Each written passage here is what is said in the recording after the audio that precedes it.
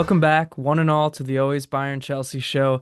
This is another special video episode. We are kind of doing a little series here of season recap, end of the season stuff, and of course, we still have the Club World Cup, which Jim and I here will be at, so we'll give you great first-hand boots on the ground coverage for that. And before we begin, I do just want to plug, subscribe to the YouTube channel, of course, Always Bayern Chelsea. That's where you'll see all this video content, and I just released a player tier ranking video episode for Bayern Munich. Every player on this season, I ranked them in a tiered system from MVP to flop.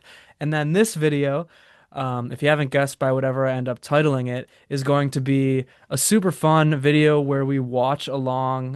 Jim and I, we look at our predictions from the beginning of the year to see which ones were utter disasters and which ones actually turned out to be true. So, Jim, if there's anything you want to say, take it away. A lot of good content right now, a lot of good interaction with you, the listener, the viewer, fans out there. So comment on all these videos, give us your thoughts, whether it's Danny's tier rankings, which I'm sure were perfect and probably can't even comment on because they're so good, but give a comment anyway and watch our stuff. Go on TikTok. A lot of good interactions over there with a lot of different people, even the people that don't like that we can support two teams. But yeah, really appreciate all the support and can't wait to kind of watch this video over. I did see it ahead of time before we decided we were going to watch it live, but it's still going to be interesting because some of the predictions, let's just say, were not good. Yeah, totally. First of all, I'll piggyback off what you said and agree that I love interacting with you guys in the comments. I respond to all of them here on YouTube.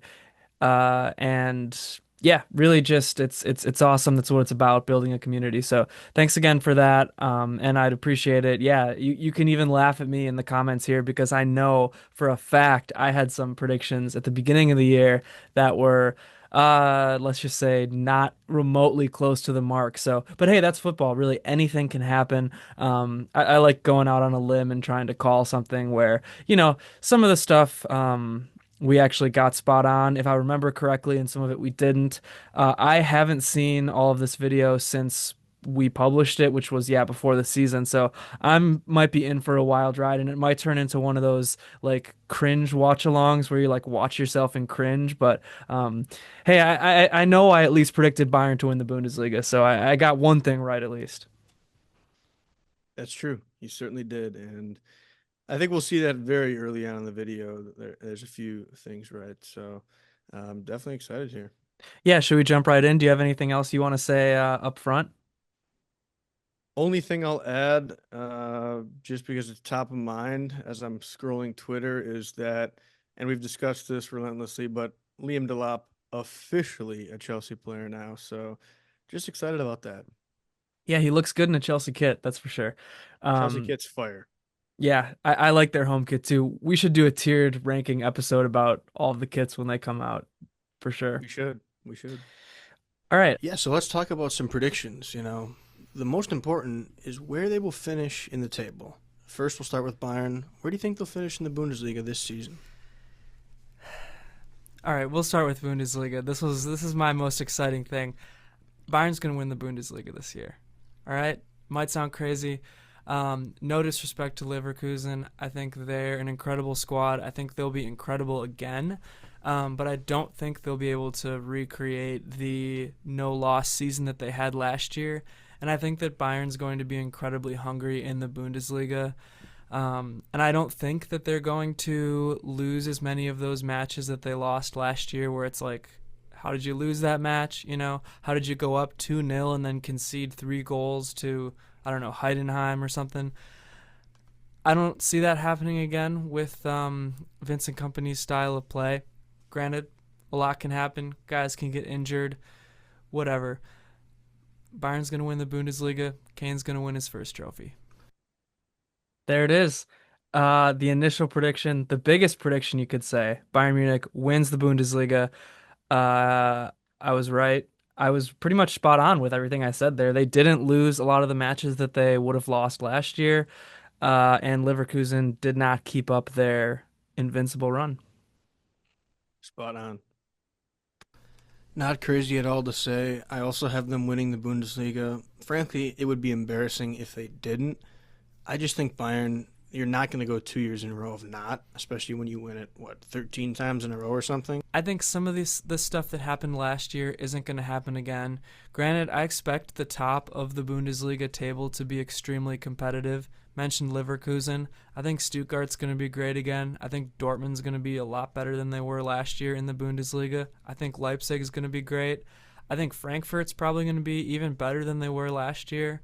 You know, we all joke about a farmers league, and the bottom of the Bundesliga, you know, competition clearly isn't as good as a Premier League, but you know, I'll go on record and I'll say that the top of the Bundesliga table will perform well in Europe, and you know, just like they did last year, I think the top of the Bundesliga is great, is competitive, is super fun to watch, but Bayern's going to come out on top.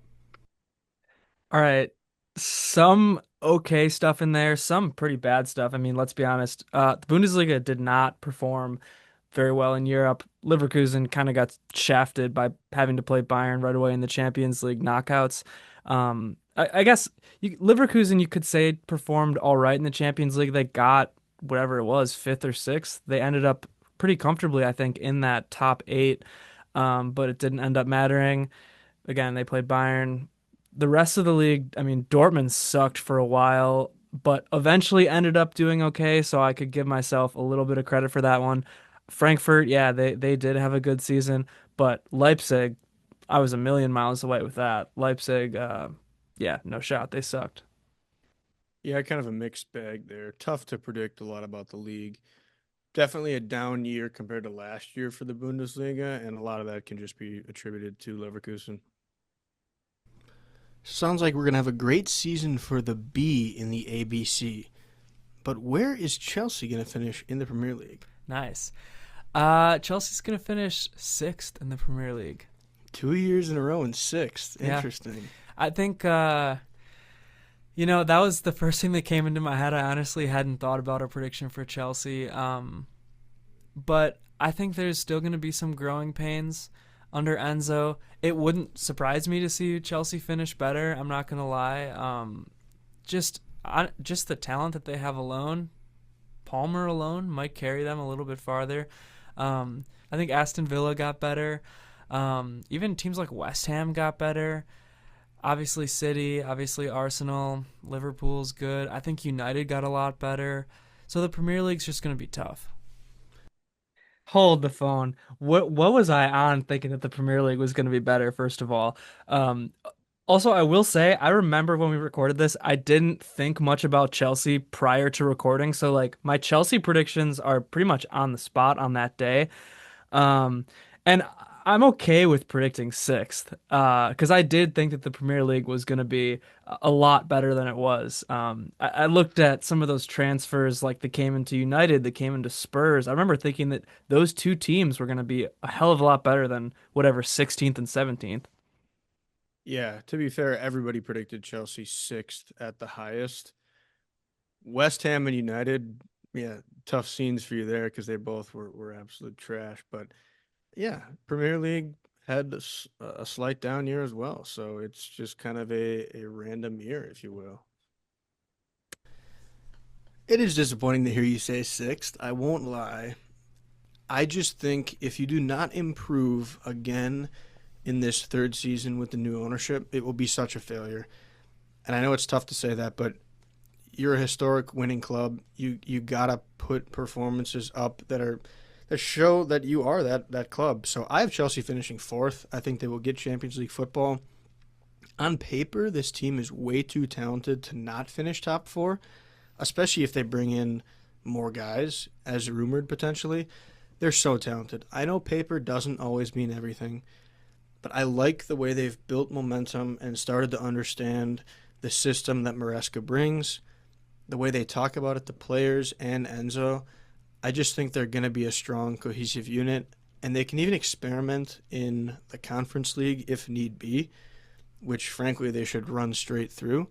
So I'm confident. I think we're back in the Champions League, baby. Next, I was going to move on. Okay, just a brief point or two there from me. I want to give you a lot of credit because, like you said, nobody was predicting Chelsea to be fourth. I can tell you that much. And what you said there, you pretty much just nailed it bang on. And like I said, nobody was predicting that. Absolutely nobody was predicting exactly how it went, which was pretty much exactly how you called it to go. Yeah, no, it feels good to hear that back and have such a solid prediction. You know, they started to understand Maresca's system as the season went on, which is why when they started so hot, even though it wasn't his system, then they had some bumps in the road. Then they finished strong because a lot of it being the talent really showed up when they had guys healthy. You know, didn't always have guys healthy, but once they did, that talent really was there. And my point about the Conference League, that's precisely what happened. You know, you kind of experiment with some guys and you're able to rest guys and use guys in different ways. So definitely feel great about hearing that. Super, super special. Just the top scorers for each respective team. Oh, okay. Um, well, I think the top scorer for Bayern is going to be Kane. And what about for Chelsea? I think Palmer's going to be one. Fair enough. I just think Kane for sure, number one for Bayern. And I think Nkunku scoring the most goals for Chelsea this season. If they bring in an Osimhen, I'd maybe have him as number one. Well, I guess it depends too. Like if Palmer takes pens, that'll give him an extra couple probably. It will for sure. And speaking of Palmer, All right. I actually don't know the full stats about Chelsea, so you'll have to enlighten me. I know that Palmer and Nkunku were up there because I know Nkunku did end up scoring all those goals in the Conference League. Obviously, we were both right about Kane scoring the most goals for Bayern. Yeah, Kane, final tally 38. And then for Chelsea, you were correct. Palmer ended with 15. We're doing all competitions here, Yep. not just their respective leagues.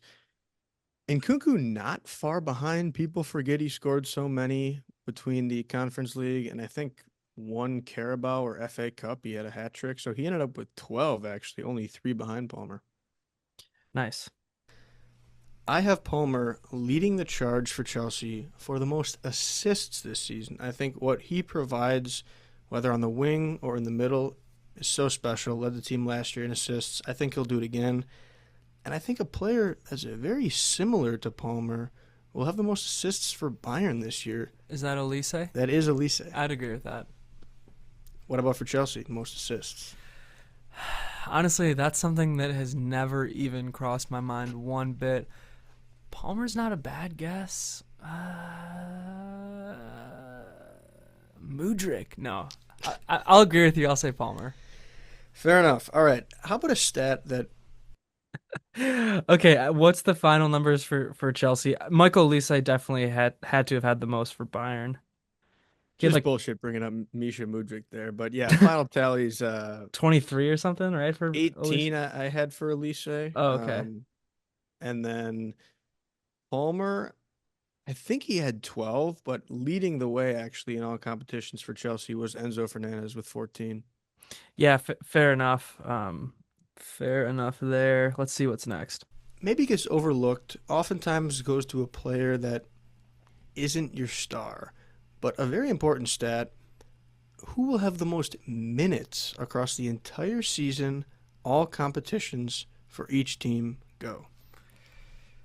Ooh, is Neuer a cop-out? Can I say Neuer? Keeper's not involved. Okay. That's a really good question. I might go with Kane or Zane, and I honestly hope it's not either one of them, to be honest. And for Chelsea? For Chelsea, ooh, I really have no idea for Chelsea. Let's go with Enzo. I like the choice of Enzo. You know, for Bayern, I mentioned this earlier in the pod. I said I want Kane to manage his minutes. I do too. I don't think they're necessarily going to. I think he's going to end up with the most minutes. Yeah, me too. He had the most last year. I just think he's important, and they're going to use him a ton. For Chelsea, I'm going Caicedo. I mentioned he might not start this first match. That means nothing to me. He's so important. Ended the year as the best player. I think he'll be leading the way. But you did mention Enzo. And this next one I have is your surprise or... Okay, a couple things there. I'm sure the most minutes for Bayern ended up being Kimmich. Obviously, Kane was hurt a bit. Neuer was hurt for a significant amount of the year. Kimmich played every single match, 90 minutes, except for one, I think, which would have been the Stuttgart match that he was injured against. That's just off the dome. I'm not looking at any facts, but it was probably something like that. And then for Chelsea, I feel like both of our guesses were pretty good. I bet Caicedo had more minutes than Enzo Fernandez just because, Chelsea's tough actually because of the Conference League, because of these other tournaments. So you'll have to enlighten me on that one.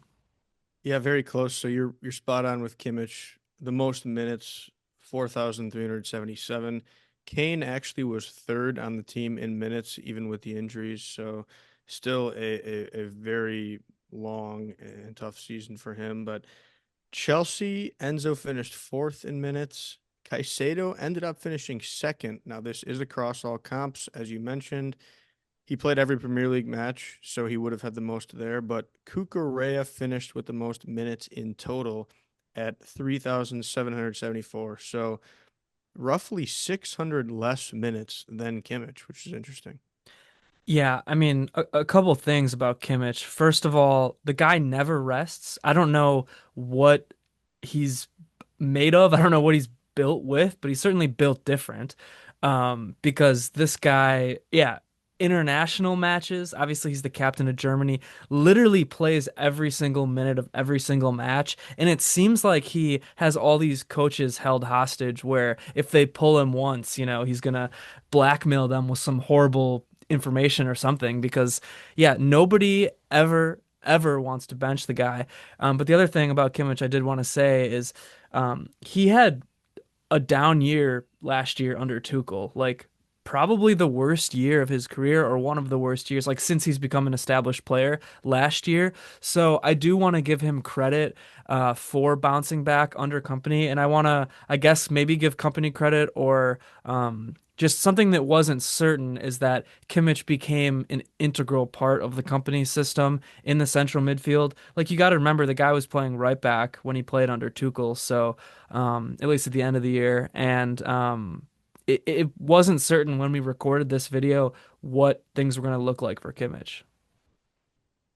Yeah, shout out to Kimmich for being a workhorse. Really nice assist today in the Nations League semifinal to Florian Wirtz. I believe Kimmich was playing right back today. At least he was really far over there. So Yep, yeah, he plays right back pretty much all the time now for the German national team. They have kind of a crisis of that position. I don't really even know who else would play it. And they kind of have a little bit of an overload in the midfield at the moment. So, yeah, I'm gonna have to catch up on that match. I was over at my little brother's fake but real graduation. He made the state tennis tournament, and he will be down in Madison, Wisconsin, playing for the big title when the actual Menominee Falls graduation happens. So, had to go support at the rehearsal, which was his real graduation, and I will definitely have to catch the Nations League semifinals, which Germany lost to Portugal 1-2 later tonight. I do have interest in some of these international games, but they're tough when it's during the week. All right, let's look at some more predictions. Breakout player for each team. Mm. And for me, it wouldn't be a huge surprise, but I think breakout player will be Enzo Fernandez for Chelsea. I think he's really going to show his strengths in this Enzo Maresca system. Some believe he won't. I think he really will. And for Bayern, I think Tell is really going to be the breakout guy this year, mostly because you love him so much and have huge hopes for him, but that's my guy for Bayern. Yep. Matthijs Tell is also my guy for Bayern Munich, definitely. I think I said 20-goal season in this episode already, so we'll stick with that. And for Chelsea, I was going to say Enzo, but I think I don't want to say that because you said that, and I can't go 2 for 2, same as you, especially after you. It looks really bad on me.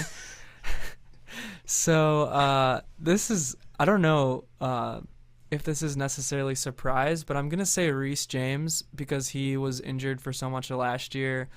Maybe a little bit forgotten about. Reece James. Comeback player of the year. All right. First of all, rest in peace to Tell and his tenure at Bayern Munich, I should say, looking like it's gonna be over. Tough. Yeah, super, super tough. I think I was predicting 20 goal assists, like goal contributions, but either way, it wasn't even close because I looked it up the other day and he had five. Um, across, yeah, Bundesliga, Premier League, everything with Spurs. So, um, just tough, tough scenes from Tal. Obviously, the guy doesn't fit under Vincent Kompany's system at all. Kompany kind of, I think, needs more of a touchline winger on the left hand side, and Tel's more of like a second striker. So we'll see if Spurs end up buying him or if he goes somewhere else, or if I guess he goes back to Bayern and ends up being like Kane's backup or something. But yeah, I think he just works best in the left half spaces, which obviously Musiala occupies, Davies occupies, and Bayern's system under Kompany just doesn't really allow for his style of play, unfortunately. Yeah, tough for that one.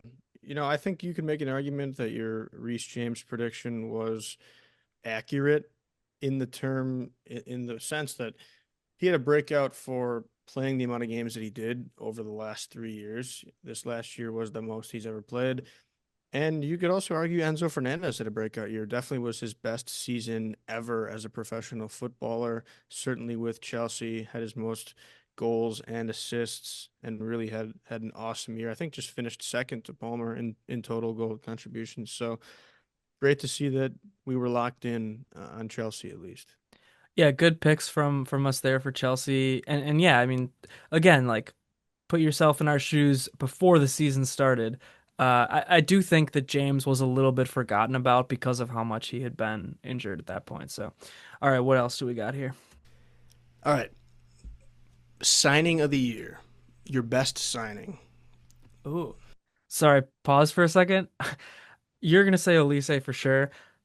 I can't remember if I said Olise or Polinia, but I know I was like really hyped on both of them. So one of them turned out to be amazing and the other one turned out to be a flop. So let's see which one I say. Okay, I you could say Olise for Bayern, but I'm actually gonna go with João Palhinha. No. I'm saying Lise. As I said, I just think he's so good. For Chelsea, I want to do under the radar here. I'm going with Tosin Aduriabayo. That could be so brutal the way I pronounce that, but I wanted to give it a shot. I think he's the leader type, and center back is iffy for Chelsea. I think he could really step in and become the Eric Dyer of Chelsea. A friend. Wow, shout out to Eric Dyer there. We talk about that guy so much. We just love him. X. Yeah, so yeah, Polinia obviously turned out to be a flop. I remember I don't know if this was my rationale at this point or not because I don't remember this, but I remember thinking that when we signed him, he was really going to like bolster our defense because at that point I wasn't sold on Upamecano or Kim. And obviously Upamecano flourished under Kompany, Kim did not. So I remember thinking that Polinia was going to be used as just such a strong destroyer number six. And you know, got unlucky with injuries, but also just I don't know if Kompany doesn't like him or if he doesn't show up in training or what, but really hardly played at all. And when he did, he was fine, but not nothing like he was really touted to be after an over year long pursuit of him. Yeah, it's been tough for Joe. I'm not really sure what the deal is there. I won't speculate, but obviously Elise, clear best signing of the year for Bayern. No other way to really go about that one. And then, my selection there of Tosin, there really isn't a bona fide number one great signing that Chelsea had from their summer transfer window. So, maybe you could say Sancho just because he had some moments here and there, but Tosin, all things considered, did he play all the time? No. But I compared him to a Dyer, a guy that comes off the bench. I mentioned he's a leader. He's well known as one of the best leaders in that locker room. They call him Uncle Tosin. He's like the oldest guy on the squad. So Yeah, what is he like I really do. 27? Yeah, and I think he ended up being just what they need, and he'll be a squad player probably going forward here. But sometimes that can be a great signing, especially because it was free. Yeah, just funny. He's whatever he is, 27 or so, and the oldest player on Chelsea, probably the youngest player on Bayern. But yeah, Olise for Bayern signing of the summer. I would argue Olise was the signing of the world. He should be up in that conversation of best signing of last summer for top five leagues, in my opinion.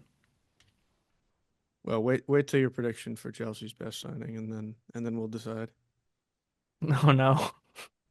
I'm gonna go with Guiu, I think, for Chelsea. But if they sign Oshiman, we'll give it to him. Oh my God, why did I say that?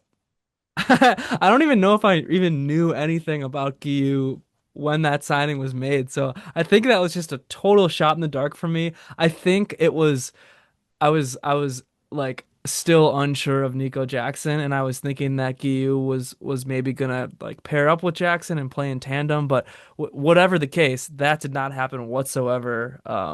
So that was the funniest guess for sure of anything. That was even funnier than us guessing Tell is the breakout player.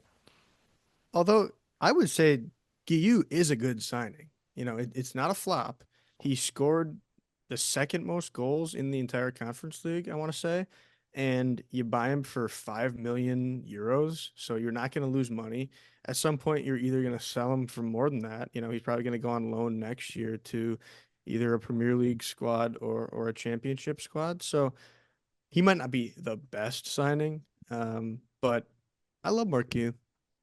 Yeah, he's a fine signing for sure, but the way that I thought he was going to be used, that did not turn out to be the case whatsoever. Yeah, zero research into that pick. Expected letter grade for the manager. Kind of an interesting one here, but based on your prediction for the year, what would be your letter grade for both managers? Okay, I'm pretty sure I'm going to be right about Kompany, but I think I might be so wrong about Enzo. Let's just see. Based on my prediction for Enzo, I'm gonna have to go with a C because that's kind of just, you know, in the middle, growing pains, but not detrimental to the point where we're slipping so far to mid-table. For Vincent Kompany, I'm going to go with a B, a solid B. And maybe we'll get to a little bit more afterwards because I do have a prediction for the Pokal and for Champions League as well, but I think it's going to be a B. I think that the attack is going to be so good and so electric that a lot of the holes that will be there on defense might not matter as much when it comes to Bundesliga ball, but I think will show their face in other competitions, other matches. I don't think it's going to be completely smooth sailing, but I think that his style is going to be a refreshing change compared to Tuchel's. Spot on with Kompany. I have him as expected B. You need to win the Bundesliga, so that's expected. I can't give you an A just for doing that. Don't think they'll get it done in the Champions League, getting as far as they'd like. That's why I'm at B. Enzo, I'm saying A because I have them top 4 Champions League.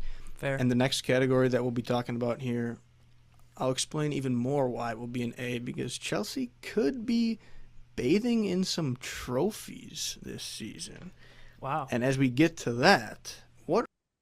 Okay, I was 100% on with my team prediction and what I thought about Kompany. That I could just use that clip today, and I think it would describe how I feel about this season. Um, yeah, with Enzo as well, I knew I was gonna kind of give him a little bit of a lower grade, although a C is average. I think if you look at it now, I would say results wise, I would give Enzo an A. Playing style wise, probably like a B or something.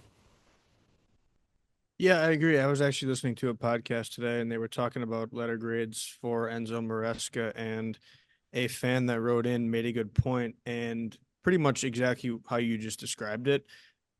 Results, they did exactly what we wanted them to do, above what was expected, seeing that everybody predicted them to not get Champions League.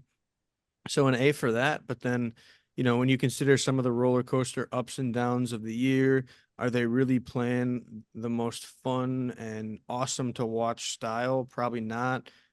How much does that matter? We'll see. But yeah, ultimately you might end up at around a B plus, I would say, which I think still describes the season well and is good for Enzo. Yeah, fair enough. Let's see what else we got here. What are your trophy predictions for each team? This could be league, the side tournaments in German and English, and UEFA as well. Okay, I'm going to give Bayern one trophy, Bundesliga title, as we mentioned. I think that they're going to exit the Pokal relatively early. I don't think they're going to lose to Ulm. I think they're going to beat Ulm. Wait until later in the week to see this preview because our match preview graphics really are going to be something special this year. Wait for a proper prediction for that coming out this week. But I do think Bayern's going to lose relatively early in the Pokal. Something just gives me that vibe, honestly, with the team, with Kompany, and also it's just what Bayern seems destined to do these last couple of years. They just haven't performed. I think they're getting that Bundesliga trophy. I predicted them to come in first. I think they win the Pokal. I don't know enough about this tournament. It seems like a little lesser of a domestic tournament in Germany, but I think when you're a first-year manager with a good squad, you want your fans to get as many trophies as possible. So I think they actually will be motivated to do well. I understand they're in the Champions League, so they're going to try to do well there too, but I just think they're going to take as many opportunities as possible to get back to winning ways. They didn't have winning ways last year. I think they're getting back to some winning ways. Well, if they win the domestic double, I'll have to buy you a cheeseburger or something because that'd be quite special. I do have an oddly specific Champions League prediction. If you want to hear that now, if you want to hear that later, Might as well say it now, yeah. Okay, so I think Bayern Munich is going to advance to the the knockout round of the final 8 of the Champions League, and they're going to be motivated because the final is in Munich this year, so that could be some extra spice, some extra icing on the cake for Bayern. However, I think they're going to lose to Real Madrid wherever they play them. So if they're on the opposite side of that knockout round, that would mean they're going to lose to Real Madrid in the final. If they face them in the quarters, they're going to lose to them in the quarters, face them in the semis, etc. That's my prediction for the Champions League. Was the final not in Munich this year? No, it was in Wembley. Oh, you're right. The Euros was in Germany. Yeah. Yeah. That's probably what I'm thinking of. Yep. And then I guess I'll give Chelsea a trophy, though. How about the Conference League? Well, if they don't win the Conference League, somebody's getting fired. That's for sure. My prediction for Chelsea, I have them going to the Champions League. You don't get a trophy for that. It's a good accomplishment. They're definitely getting that Conference League. If they don't, it's downright embarrassing. Hold on. Sorry. I need rewind a second. You're predicting Kane's going to have 2 trophies? That just dawned on me. Maybe he got hurt before the season even started. Oh, brutal. Okay, it is wild. Continue. A blind squirrel finds a nut, ladies and gentlemen. So Conference League for Chelsea, I think they're lifting the FA Cup. Wow. I just think Chelsea, the vibes, once again, I hate to say vibes again. It's such a buzzword these days, but boy, oh boy, they're so high for me right now. I think they're getting something else, an extra piece of hardware. I just think they've gotten close last year. Historically, the last few years they haven't done great in Wembley, but I think they're getting that FA Cup too. And it's going to be awesome. It sounds like you and the vibes both might be high right now. Maybe I am. Who knows? That would be awesome. And that wraps it up for the predictions I have. Okay, so yeah. My predictions for Bayern's Champions League and Pokal were decent. You could say Bayern went out in the Pokal relatively early. They got the first 2 wins against Ulm and then Mainz, but then they did bow out to Bayer Leverkusen in what I believe would have been the round of 16, which is too early. I mean, Bayern they have been bad in the cup lately. It'd be nice to win that this year. I think a double is kind of the next logical step. They got back to winning ways in the Bundesliga, as predicted, of course. But yeah, and then the Champions League prediction. I actually did sneak it in there that I thought they would get to the quarterfinals, which is what happened. But yeah, not against Real Madrid. We saw Bayern Munich's Champions League kryptonite, maybe Real Madrid, or just the Champions League kryptonite of everybody, Real Madrid, go out on the other side of the bracket to Arsenal and Declan Rice's 3 free kick goals or whatever it was. Um, in that one. So, yeah, interesting, fun predictions there. I'm happy with my overall predictions for Bayern Munich as a team. Obviously, the player predictions were missing the mark, but yeah, how do you feel about your Chelsea predictions? Because I guess I got it right. I predicted Conference League, although I obviously did sixth in the Premier League.